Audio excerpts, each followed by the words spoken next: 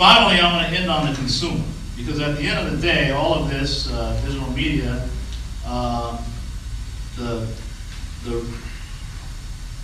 when you think about it, the reach, I call it RAM, reach, access, and message. The reach is really controlled a lot by, as I mentioned, the bandwidth owners, the people that, the cable companies and the telcos that are managing the bandwidth around the world, frankly.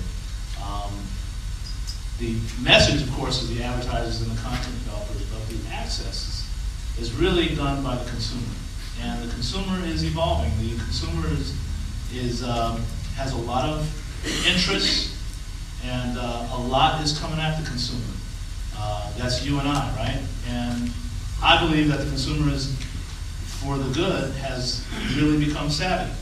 And there's probably no one in here buys a product without doing a little research first. No one in here probably is not buying products without reading a few comments from other users. So the consumer has really become savvy. And so my prediction is that the consumer will show information overload.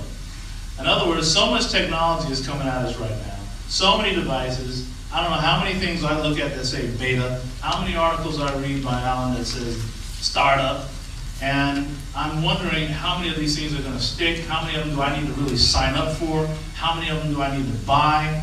When I looked at the Microsoft's deployment of Microsoft TV, most of you know I worked in cable for many, many years, and when Microsoft came to the cable business, they came out with web TV. And for those of you who are in that business know that was a failure in a lot of ways. It was great technology, but terrible marketing. And as a result, they have gone through 7 different generations of web TV and still have not really got it right. And a lot of that is because you have to connect with the consumer. The consumer will let you know when they're ready, and the consumer will let you know when it's not. And I think that information overload, technology overload is going to be something that we have to pay attention to, because it will definitely affect the things that we want to roll out in a particular year. I think 2009 will also be a year of some real interesting new developments, but there's got to be some of these new announcements and new products and new services that are a lot more sticky. And not to end on a sour note, but the good news here is the consumer is still in control, and that means all of us.